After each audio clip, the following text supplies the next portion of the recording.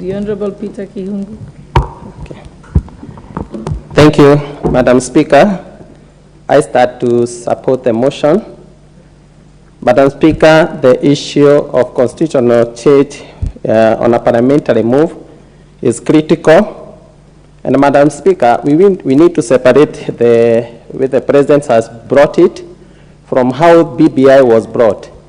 Because there is a difference, because the difference between how the BBI was initiated is that the former President, first of all, came up with a task force.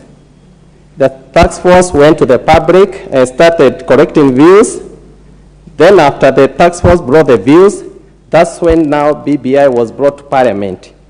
But here we have a different way of approach, whereby the President, as a President of the country, under Article 123 of the Constitution, 32 of the Constitution, is mandated to address the Parliament. And in his address, this was part of his address, then he follows it up with a letter, whereby he writes to the Speaker, and the letter reads, as I read verbatim. He says, nevertheless, I hold the firm belief that as a President, I can indeed and must engage authorized entities like Parliament. Accordingly, the purpose of this letter, dear Honorable Speaker, is to request the Parliament. Therefore, the President, what he has done a request to Parliament on his proposal. We can take the request or do away with it. But Madam Speaker, the things that the President has put are extremely critical for this country. One way is that we must make our Constitution as a Parliament, and him as a President, he needs to be somebody who respects and honors and follows the Constitution. Because whenever, like the issue of CDF, as the court has put it, it looks extremely unconstitutional.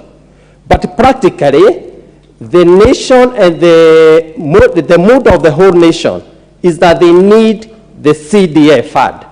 But now, as the President starts with the members and the country to start with the CDF, he still fights that he's moving against the Constitution. Therefore, when we entrench it in the Constitution, we just make him also have powers to engage judiciary on being constitutional. But whenever the President also is seeking to them that let's allow the CDF to continue, even though there are issues that has been raised, he will be working against the vows he made to start by the Constitution. We have the issue of gender. The issue of gender as it starts today. There is a ruling that says that Parliament is constitutionally constituted without the two-third gender. Now, when the President now requests the Parliament with his own wisdom on a formula that cannot be so burdened to our nation, a formula that can make, we make an amendment and we make it extremely constitutional. And the formula is very easy, whereby the President proposes that the gender rule should be tabulated in 290 constituencies, whereby you find out we have only to add around 24 women and we become constitutional. Therefore, Mr. Speaker, I wish as members, as we consider the issue of this amendment, let's look at it also as a Parliament, whereby we are supposed also to be extremely constitutional. We are fighting for CDF, but as it reads, it's not constitutional. There are issues of gender, as the Parliament is unconstitutional. The issue of opposition leader, everybody on the ground just says, this person who had over 6 million votes, he has almost half of the voters of the whole country who are behind him. And this person doesn't have an office. The leader of minority cannot take the position of the official opposition leader who was the presidential candidate who was following the person who took the position. Therefore, me, I'm looking at it that the President wants to bring an issue of constitutionality whereby you don't fight the person who was second after the President is just trying to fit, is just trying to beg for positions. That person should have an official office, should have all constitutional support that he needs as a person, whereby he doesn't need to beg for people to support him. He needs to be supported by the government. On issue mostly of this CS coming to Parliament, the CS hides in committees.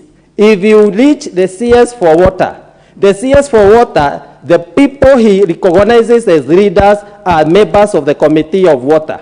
The CS for infrastructure, he honors and respects the committee members, who are only 15 members. The rest 290, we are dealt with the second. Therefore, whenever it's brought here on an issue in Kangema, whereby the road has been left out, nothing is going on, when you visit his office, he just communicates with the committee members, he feels he's safe, but I can be able to question him here in the floor. Therefore, the issue of the CS coming on the floor is not mostly on small issues that can be managed by the committee.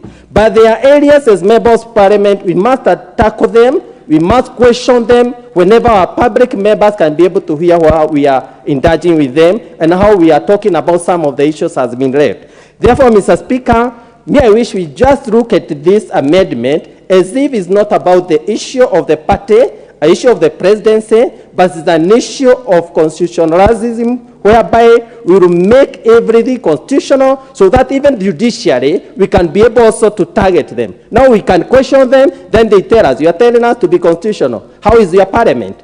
Therefore, Mr. Speaker, I support the motion, and I wish all the members to take the position we support the motion. Thank you, Mr. Speaker. Thank you so much.